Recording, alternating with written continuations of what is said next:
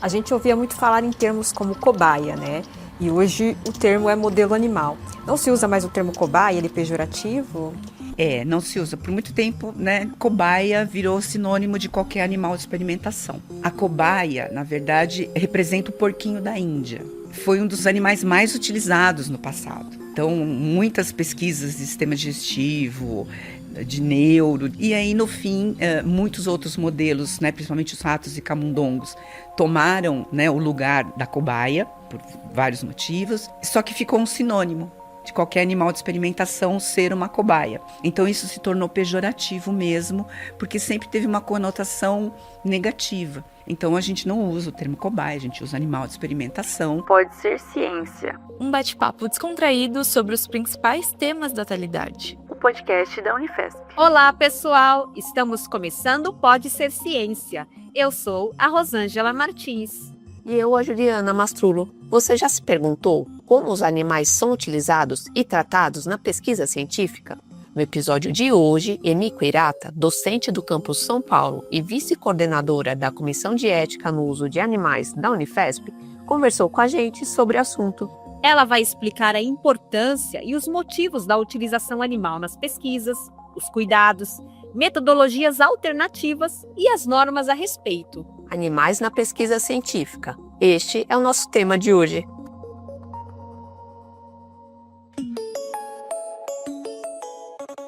Começa agora, Pode Ser Ciência. Pesquisas, ciência, comportamento e tendências. Os principais temas da atualidade estão aqui. Pode Ser Ciência, o podcast da Unifesp. Bom dia, professora. Seja muito bem-vinda ao Pode Ser Ciência. E eu queria que a senhora fizesse uma breve apresentação sua, falando um pouquinho sobre a sua trajetória, qual a sua área de atuação aqui na Universidade Federal de São Paulo. Bom dia, Juliana, Rosângela, um prazer estar aqui com vocês, né? Agradeço muito o convite. Eu sou docente aqui da Escola Paulista de Medicina, né, Campus São Paulo, desde 2006, no Departamento de Fisiologia. Eu sou bióloga de formação, fiz o meu mestrado aqui na Escola Paulista, pela farmacologia, e fiz meu doutorado na Unicamp. Minha área de pesquisa é estudar diabetes, né, fisiologia do pâncreas endócrino, e também faço parte da Comissão de Ética no Uso de Animais, também faço parte do Comitê de Ética em Pesquisa, né, que é com seres humanos. Professora, por que os animais são usados nas pesquisas científicas? Eles são utilizados até porque muitas pesquisas nós não podemos utilizar seres humanos. Então, o uso de animais, desde a antiguidade, começou para auxiliar o ser humano à busca do conhecimento, das funções, do tratamento de doenças. Porque esse é o principal objetivo do ser humano, né? Perpetuar a espécie, se manter bem, né? E por muito tempo. Temos outras metodologias, mas os animais são muito importantes para esse entendimento. Você falou dessas outras metodologias, quais seriam elas?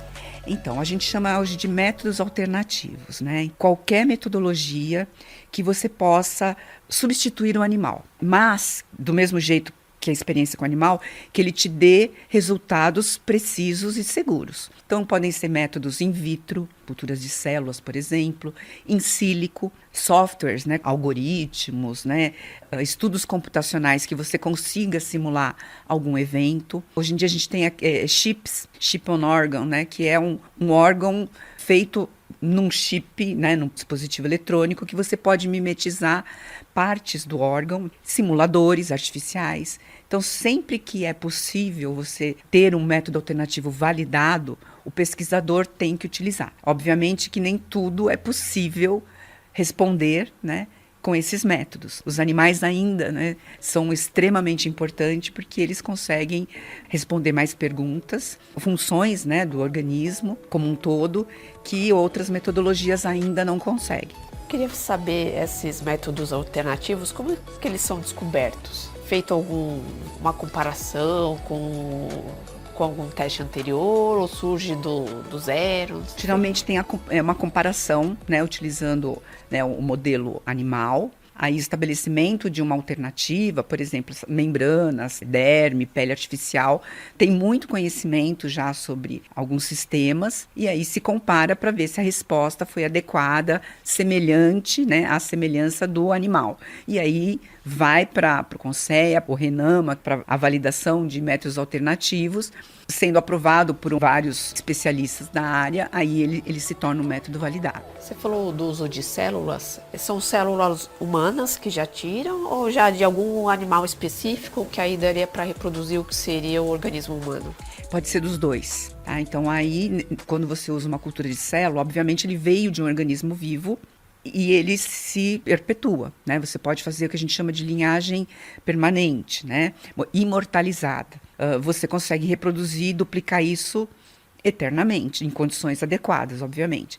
Então pode vir de um tecido de uma pessoa, de um órgão, e perpetuar para sempre, ou de um ser humano, ou de animais. Não precisa ser, obviamente, assim, de animais que morreram, de tecido vivo que se perpetua. Você comentou agora do porquinho da Índia e também dos ratos e os camundongos. Eles são os mais utilizados na pesquisa e se sim ou não, por quê? A gente tem outras espécies que ainda são utilizados, como coelhos, várias aves, né, primatas não humanos, cavalos, porcos, mas o rato e o camundongo são sim o de maior número, né, de uso, pela facilidade de criação. Eles têm um período reprodutivo curto, então você consegue ter um número grande de animais para experimentação muito rápido, pelo custo e pela semelhança fisiológica, anatômica com os seres humanos. Tem uma especificidade, assim, para rato é melhor testar vacina, camundongo é melhor outro tipo de situação? Então, é exatamente ao contrário do que você falou. Por exemplo, as pessoas que utilizam para estudo de vacinas,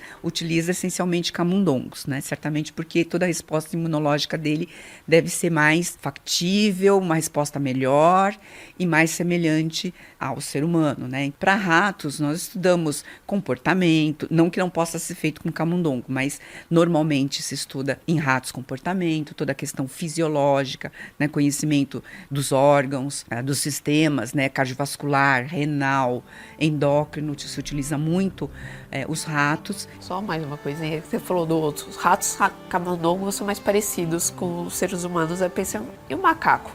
Também.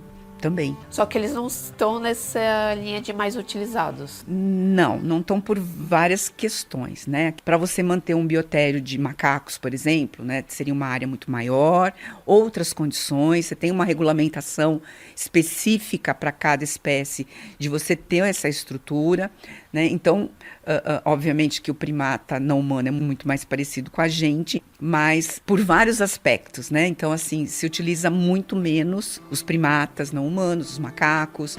A senhora já comentou, né, a respeito de como, um pouco a respeito de como são escolhidos, então, os animais, né? Mas então eu queria que a senhora respondesse como que eles são escolhidos e preparados para a pesquisa.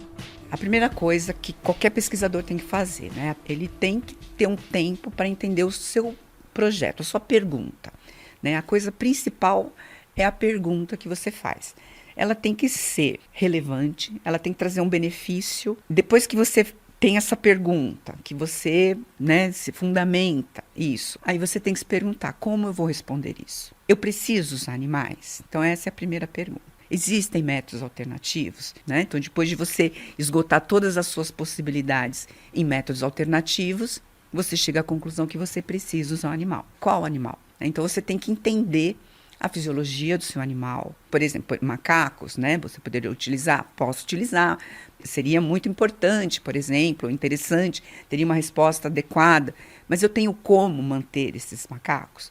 Eu tenho como manter o bem-estar do animal, evitar sofrimento, estresse, tudo isso desse animal. Eu tenho condições para isso? Isso é uma responsabilidade de cada pesquisador, de entender a sua pergunta, entender qual modelo que vai responder a sua pergunta de forma ética, científica. O rato, por exemplo, ele é um animal de hábito noturno. Então, quando a gente dorme, ele acorda. E quando a gente acorda, ele dorme. Então, eu posso manter ele no mesmo ambiente que a gente vive? Não. Então, eu tenho que manter num lugar em que o ciclo dele seja propício às atividades dele. Então, tem que ter um momento de acender a luz, um momento de apagar a luz, que é a hora que ele vai estar em atividade. Então, a gente tem que manter essas condições de luminosidade, de temperatura, de umidade, de barulho, de silêncio, como ele viveria na natureza.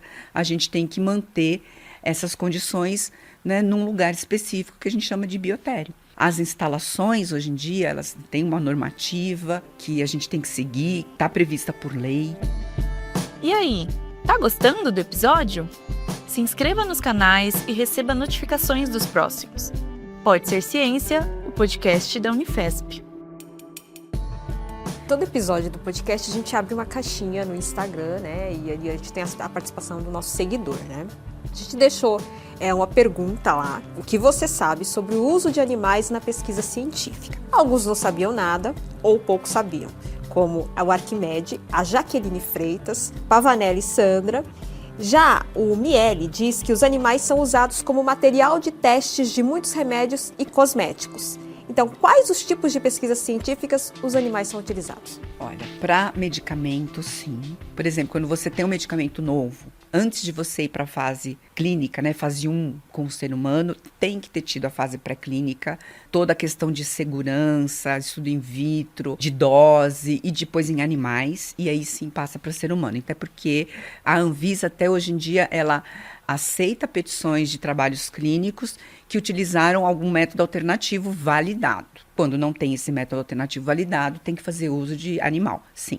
Para cosmético, não. Para cosmético, a gente tem uma resolução do Conselho e uma lei estadual, que não permite mais que testes cosméticos ou algum reagente já conhecido presente desse cosmético seja utilizado em animais. Então, você tem que fazer uso de métodos alternativos, que inclusive já existem vários, né?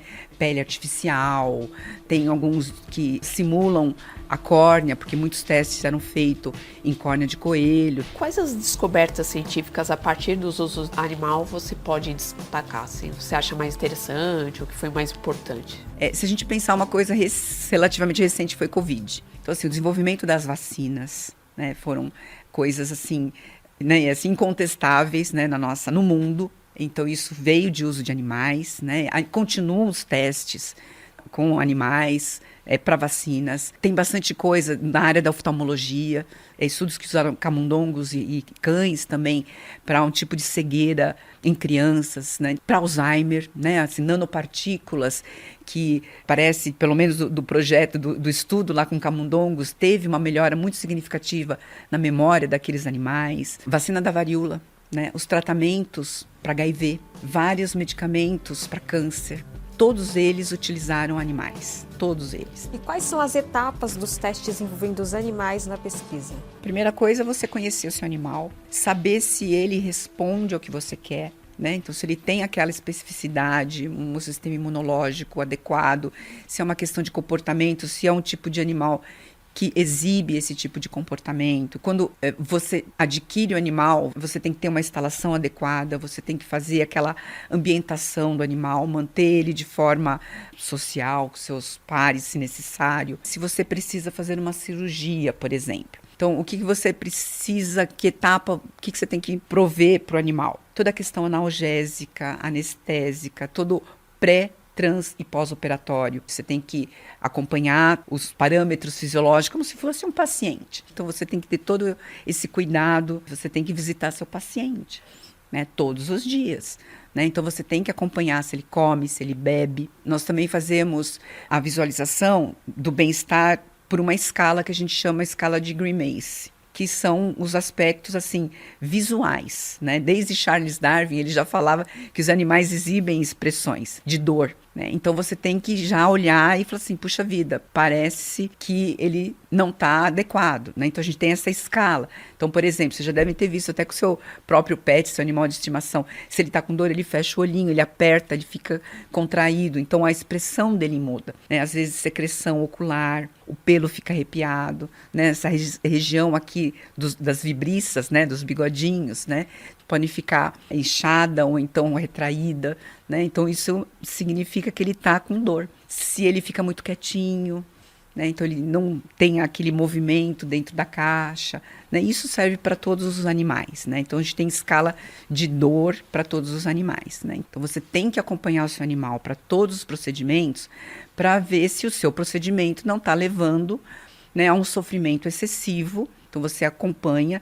Se porventura ele chegar num nível grande de estresse, de dor, você tem que tirá-lo da pesquisa e você promover um ponto final humanitário, uma eutanásia, de forma adequada, né, seguindo todas as normativas, os guias de anestesia, analgesia, de eutanásia que a gente tem ali. Continuando aqui com as perguntas dos nossos seguidores, o X-Pirito comentou que tem um protocolo de bioética a seguir, né? E o Ginásio Taiguara e a Ju comentaram sobre o sofrimento animal. Como garantir o uso seguro e ético desses animais nos testes? Não é simplesmente você saber o seu método que você vai aplicar. Você tem que conhecer o seu animal, você tem que conhecer de todo esse funcionamento do corpo. Então, no fim, a gente tem que ter um conhecimento muito grande de farmacologia, né, de fisiologia, porque você tem que saber identificar e tratar disso. Você tem que acompanhar ele durante todo o experimento, né? Isso é responsabilidade do pesquisador.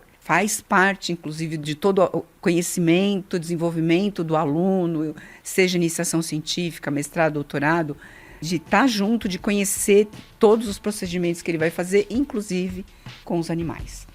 Alguns outros seguidores comentaram que há regulamentações específicas para a utilização dos animais. Foi mencionado por Gláucia, Regis e Ferdinand. O que é e qual a importância do conceito dos 3 R's, reduzir, refinar e substituir, e da Lei Arouca? A pergunta é muito boa. Exatamente isso. Cada espécie tem uma normativa específica, né? O que a gente usa para um rato não é a mesma coisa para um peixe, ou para uma ave, ou para um cão. 1959, né? Então, Russell e Burke são 2 pesquisadores, eles que definiram esse princípio dos 3 R's, né? Como ele fala, que é o reduzir, refinar e o substituir, né? Que é o replacement em inglês, né? Que a pesquisa, né, bem conduzida, deve seguir esses princípios dos 3 R's. Então, o que é reduzir? Se você conhece o seu protocolo, o seu animal, qual é o número mínimo de animais, de vidas que eu vou utilizar para responder aquela pergunta que eu preciso, que vai ter um benefício lá na frente. O princípio dos 3 R's não diz não usar, não diz use menos, não é isso. É use com sabedoria, com responsabilidade. O refinamento também tem a ver com muitas coisas que a gente falou até agora. O conhecer o seu animal, saber as indicações de dor, você ter habilidade para aquele procedimento, fazer um treinamento observacional, observando uma pessoa mais experiente a fazer, uso de cadáver, depois um treinamento com o seu orientador ou com o veterinário, para te habilitar aquilo, sempre com acompanhamento, para depois você fazer aquele procedimento sozinho com o animal, né? E ter todo o conhecimento da legislação, de tudo que a necessidade daquela espécie que você está utilizando, porque se você está preparado, habilitado, você vai errar menos e você vai ter mais sucesso lá na frente. Substituição. Aí a gente entra na questão dos métodos alternativos. É possível? Existem métodos alternativos? Existem outras formas que eu posso utilizar? Eu posso fazer isso in vitro? Até porque na nossa legislação, já na lei, né, isso tudo tem a ver com a Lei Arouca, que é a outra pergunta, né? Sim, na lei já está estabelecido que quando existir um método alternativo para aquele procedimento, o pesquisador tem que utilizar. Com a promulgação da Lei Arouca, que define, né, dispõe sobre a regulação sobre o uso de animais em ensino e pesquisa, então precisa ter um órgão regulatório que controle isso, que é o CONSEA, é o Conselho Nacional do Controle da Experimentação Animal. Então instituiu-se o CONSEA, que vai ser o órgão então, que vai regular, dar as diretrizes, controlar, que é também consultivo, deliberativo, recursal, e controlar as instituições que fazem isso. Cada instituição que vá fazer o uso de animais em ensino e pesquisa tem que ter uma CEUA, que é a Comissão de Ética no Uso de Animais. As CEUAs são os olhos do CONSEA, né, em cada instituição. Então, para aquela instituição poder ter autorização para isso, tem que ter uma CEUA. E a CEUA vai fazer o quê? Cumprir e fazer cumprir todas as regulações que a lei dita, né? Então, a lei foi de 2008. Depois, a gente tem frequentemente várias resoluções normativas que compõem a lei. Bom, aqui com os nossos seguidores, a CACMED acha que seria melhor os testes feitos em humanos. E a FLA questionou o não desenvolvimento de outras tecnologias. Então, como que a evolução da ciência está contribuindo para a substituição ou diminuição dos testes em animais? Olha, já cresceu, já evoluiu muito mesmo a tecnologia, pele artificial, né, sistema ocular artificial, órgãos artificiais, a gente tem tecido artificial. Para diversas pesquisas isso evita o uso de animais, mas para outras é impossível. As pesquisas e ações da Universidade Federal de São Paulo. Pode Ser Ciência, o podcast da Unifesp. Bom, a senhora é uma das coordenadoras, né, da Comissão de Ética no Uso de Animais aqui da Unifesp. Queria que a senhora comentasse um pouquinho como que ela atua. Vou começar dizendo assim, pela nossa composição. Então, é uma composição, lógico, que segue a normativa, que segue a legislação, multidisciplinar. Então, nós temos biólogos, biomédicos, pesquisadores das diversas áreas, médico veterinário e também um representante da Sociedade Protetora de Animais, uma sociedade protetora que seja reconhecida no país. Temos um médico também que faz parte da nossa comissão. A CEU, ela tem o caráter consultivo, deliberativo, recursal, educativo.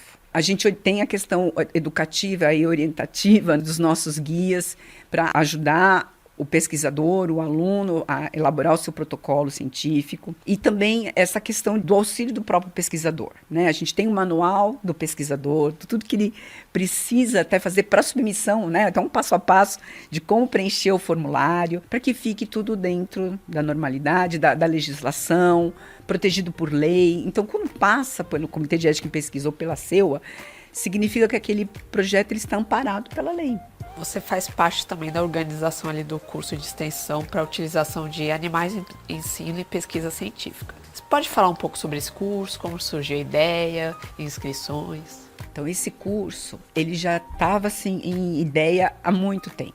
O que a gente tem na universidade, alguns departamentos, alguns programas de pós-graduação, criaram um curso para atender a sua população ali, né, restrita, até pela evolução da necessidade de melhor conhecimento da legislação, do bem-estar animal. Muitos alunos chegam totalmente despreparados, né? Então, cada, vamos dizer assim, microambiente tentava resolver ali o seu problema. Então, a CEUA vinha há muito tempo pensando de ter um curso para a universidade, para todo mundo, amplo, ao mesmo tempo que a gente precisava, por lei, exigir um documento, um certificado de capacitação em ética, em bem-estar animal, em manuseio. Então, também com essa demanda, nós oficializamos esse curso e ele é ministrado 4 vezes ao ano.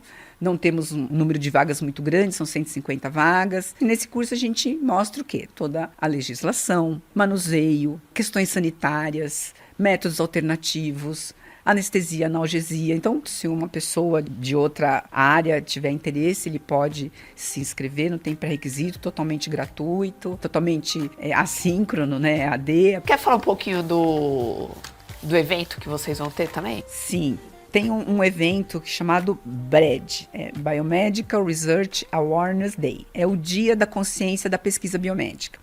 Esse evento ele é internacional, né? Então tem um órgão internacional que promove um dia de consciência da pesquisa biomédica. Então a ideia é que no mesmo dia, no mundo inteiro, diversas instituições estejam focadas em falar sobre a pesquisa biomédica e conscientizar sobre isso.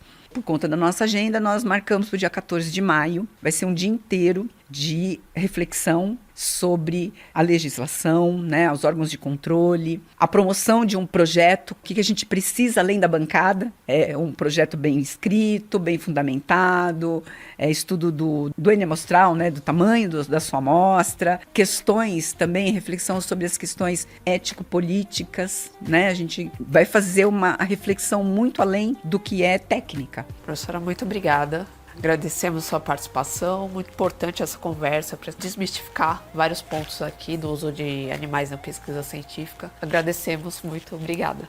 Obrigada, professora. E eu que agradeço, né, a participação, de falar um pouco do bem-estar animal, da ciência, né, com o uso de animais, da nossa comissão. E a nossa comissão está sempre aberta à disposição para todos. Sempre que tiverem dúvidas, independente se é da área da saúde ou não, a gente está sempre à disposição. Obrigada. Pode Ser Ciência, o podcast da Unifesp. Animais na pesquisa científica. Este foi o tema de hoje do Pode Ser Ciência. E aqui vai o spoiler do nosso próximo episódio: a relação entre familiares e dependentes de substâncias. A gente vai entender o papel da família no apoio de uma pessoa dependente de substâncias, as reações psicológicas que esse familiar enfrenta, como ele pode lidar com isso. Não vai perder, né? Até mais! O Pode Ser Ciência é uma realização do Departamento de Comunicação Institucional da Universidade Federal de São Paulo. Eu sou a Rosângela Martins. E eu, a Juliana Mastrulo. Também participaram desta produção Alex Kuipert, Giovana Souza, Jean Silva, Loiane Villefort, Reinaldo Jimenez e Zay Sichen. Esse foi o Pode Ser Ciência, o podcast da Unifesp. Os temas da atualidade num bate-papo rápido e descontraído. A cada 15 dias, um novo episódio. Pode Ser Ciência, o podcast da Unifesp.